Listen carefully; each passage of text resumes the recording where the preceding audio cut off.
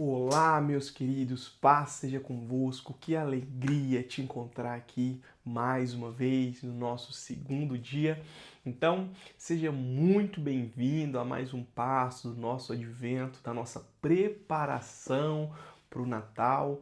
Então, espero que você já tenha tomado um lugar, separado um tempo específico para isso.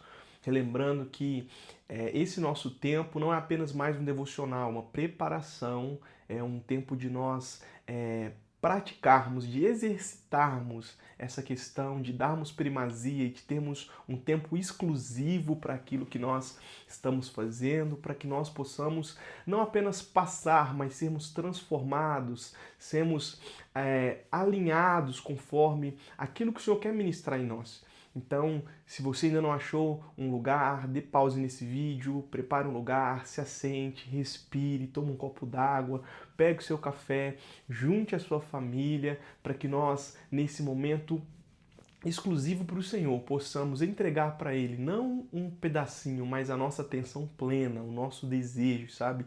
Que nós possamos estar aqui inteiros para receber aquele Deus que nos deu mais que a sua plenitude, sabe? Que Ele nos deu mais do que nós poderíamos merecer ou imaginar.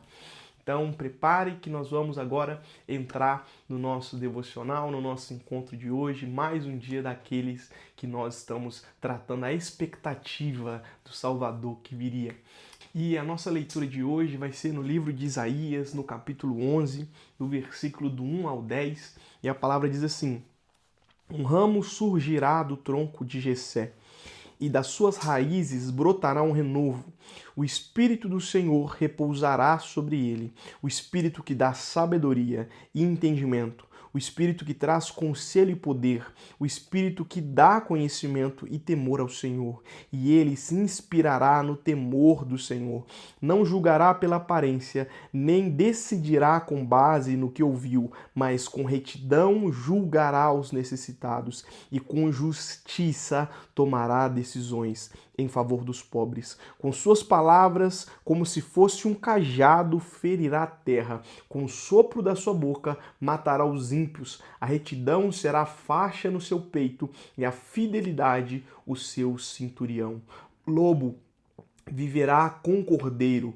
O leopardo se deitará com o bode. O bezerro e o leão e o novilho gordo pastarão juntos. E uma criança os guiará.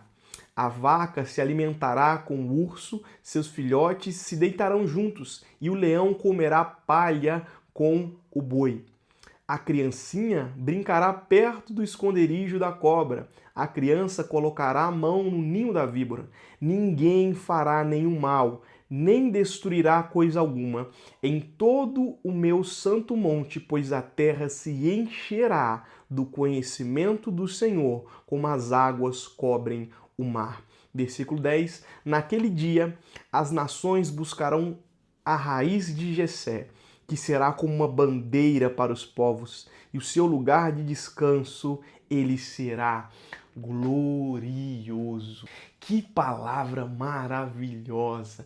Diante dessa profecia de Isaías a respeito de um lugar a qual o Senhor estaria trazendo, sabe? Um lugar a qual ele estava desejando, a qual o Senhor estava colocando no seu coração, nós percebemos que existem palavras nas Escrituras que parecem sussurrar aos nossos ouvidos, porém outras parecem que rasgam os céus e abrem um portal para que nós possamos enxergar por além daquilo que nossos olhos conseguem ver. Então, essa cena onde a esperança volta a brotar do impossível. É como um renovo saindo de um tronco morto, uma vida surgindo do que o mundo chamaria do fim. É aquela flor, como eu preguei há alguns dias, que nasce no meio do concreto. É aquele impossível ganhando força no lugar de impossibilidades. E Israel sabia muito bem o que era ver as promessas se murcharem, se passarem. Israel sabia muito bem o gosto do exílio. Israel sabia muito bem o silêncio do templo. Israel sabia muito bem o peso de carregar o nome de Deus na alma, mas não conseguir vê-lo no horizonte. Então Isaías vem e anuncia algo que não é apenas uma visão do futuro, é a respiração divina, sabe? A providência de Deus entrando na história. É Deus apontando o seu movimento e ele diz: e repousará sobre ele o Espírito do Senhor, aleluia. Não um lampejo, não um toque ocasional, mas repousará como aquele que encontrou morada, como quem permanece onde agora existe e encontra descanso, como quem decide aqui e agora é o meu lugar. Então sobre ele repousa o Espírito, porque nele não existe resistência. O Cristo não é apenas visitado, mas agora ele é habitado. Ele não apenas recebe uma direção, mas ele é a própria direção. Ele não busca algum tipo de sabedoria. Cristo é a sabedoria encarnada. Então Isaías escreve que aquele que viria não com aparência de poder, mas com poder que nenhum império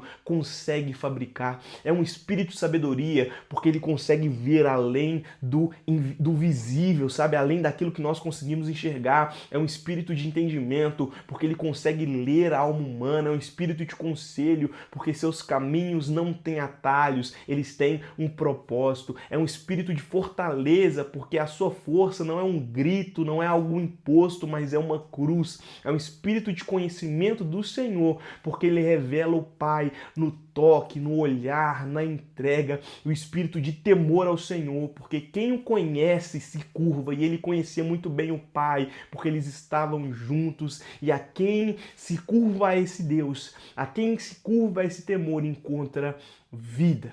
Então Isaías descreve um reino diferente, onde a justiça não é teoria, não é aquilo que eles pensam, é uma justiça aonde Cristo pisa, o caos desaprende a ser caos. É uma justiça, é uma forma, é um reino onde o lobo desaprende a ser lobo. É onde a terra desaprende a ser guerra. É onde a criação inteira suspira como quem finalmente encontra o tom certo da canção que sempre tentou cantar. É um lugar onde o leão está com a criança, é onde a criança brinca com a cobra, é onde não existe medo, onde não existe guerra, porque onde o Espírito Santo repousa, a vida floresce, a justiça respira e a esperança, ela se levanta. Então a harmonia da profecia não é uma fantasia, não é um filme de Hollywood, um filme da Marvel, não é apenas uma utopia, não, é o resultado inevitável do reinado de Cristo, cheio do Espírito de Deus. Então o Advento, ele nos lembra que é tempo de olhar para esse quadro, é tempo de olhar para essa fotografia e lembrar que aquilo que ele começou a ser pintado, aquilo que ele começou a pintar na encarnação, o reino de Deus não é apenas uma promessa distante, é a realidade inaugurada no ventre de Maria, na vida do servo humilde, no Cristo de mãos cheias do Espírito Santo de Deus. Então o Advento nos chama a deslocar o nosso olhar do centro de nós mesmos para o centro da esperança, das expectativas humanas para a fidelidade divina, da incerteza do presente para a firmeza do renovo que não falha. E é assim, depois de nos conduzir pelo tronco ferido e pelo renovo improvável, o profeta abre as janelas para um horizonte que não pertence ao nosso imaginário, mas ao movimento silencioso e inevitável do reino de Deus. Isaías não apenas descreve um futuro distante, ele nos apresenta o centro desse futuro, aquele sobre quem repousa o Espírito do Senhor. E é a partir dele que o mundo volta a respirar. É nele que a justiça deixa de ser teoria e se torna alguém. É através dele que a paz, antes improvável, começa a brotar até nos lugares onde nada florescia.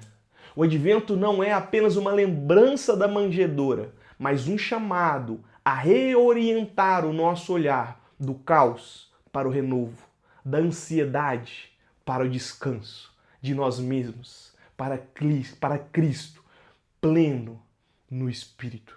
E ao contemplarmos o Messias, sobre quem o Espírito repousa, somos lembrados que o mesmo Espírito agora repousa no seu povo.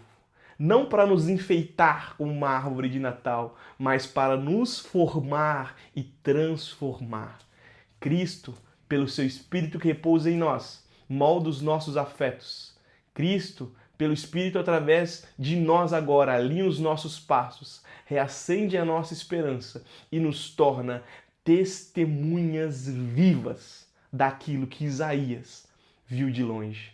Então, enquanto aguardamos o Cristo que vem, participamos do reino que ele já inaugurou, que ele já começou. Cada ato de justiça é um eco do renovo. Cada gesto de paz é um prenúncio do novo mundo. Cada coração transformado é mais uma semente daquele futuro anunciado. Porque o Cristo sobre quem repousa o Espírito não veio apenas para inaugurar um novo tempo, mas para fazer de nós sinais vivos desse tempo.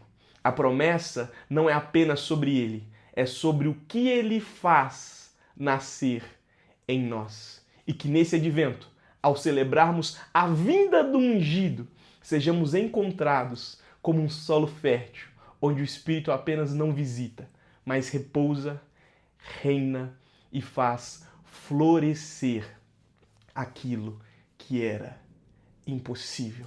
Sim, esse é o nosso Deus manifestando na nossa história há mais de 2000 anos, como uma expectativa de um reino em que ele sinalizou, um reino a qual ele inaugurou e um reino a qual hoje nós fazemos parte, sendo tocados, encontrados, habitados e transformados pelo mesmo Espírito. Aleluia! Então, esse tempo é de que nós olhamos para trás, sabe, como um filme, e nós estamos vendo Cristo como ele era anunciado, como que eram os prenúncios, como que as pessoas o esperavam, como eles imaginavam, e é esse Espírito que tem que entrar dentro de nós, de, meu Deus, nós vamos ser encontrados e existe esperança e essa virá. Então esses 25 dias é esse período, sabe, na história a qual nós estamos vendo através da palavra viva o Senhor construindo esse fio vermelho, sabe, essa história de redenção até chegar a nós.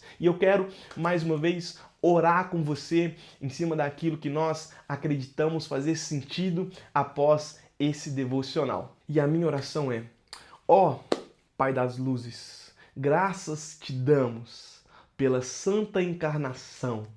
Graças te damos por vir até nós e nos dar esperança. Senhor, ajuda-nos a descansar em Ti e em Tuas promessas e no reino de justiça e de paz. Senhor, livra-nos da nossa autonomia, livra-nos da nossa independência, livra-nos de viver para nós mesmos, porque nós queremos depender do Teu Espírito e por Ele sermos guiados em todas as coisas. Senhor, obrigado por Tua bondade e encha-nos com Teu Espírito e renova as nossas esperanças em Ti, em nome de Jesus. Amém e amém. E se eu posso dar uma sugestão de uma música, existe uma música chamada Mais Ungido, da banda do Dizescope, e ela fala muito a respeito disso que nós acabamos de cantar. Ontem também eu tinha uma sugestão e eu esqueci de mencionar no final, mas essa música, ela traduz muito isso que nós conversamos até agora. Eu espero que você tenha sido encontrado, eu espero que o Senhor possa ter tocado seu coração, eu espero que nesse segundo dia a qual nós nos aproximamos do Natal, a sua expectativa santa, as suas convicções, seu coração esteja num lugar de desejo, num lugar de alegria, de euforia, porque esse é o motivo de nós ficarmos eufóricos, porque o nosso Salvador está chegando ao nosso encontro, e aleluia por isso. Então amanhã, na viração do dia, nós temos mais um encontro. E por que viração do dia? Quando nós lemos em Gênesis que o Senhor encontraria Adão, ele escolheu a viração do dia. Então, de forma poética e profética, nós falamos que na viração do dia nós estamos mais uma vez nos colocando nesse lugar de encontro, falando, Pai, fala com a gente mais uma vez. Estamos retornando para o lugar que nós saímos. Então Deus abençoe. Até amanhã para o nosso terceiro dia de encontro. Que o Senhor guie seu coração, que essas palavras ganhem forma dentro de você e é chegado o dia do nosso Messias. Aumente as suas convicções, as suas expectativas santas, porque tem sido especial esse tempo que o Senhor reservou para nós. Um beijo no teu coração e até!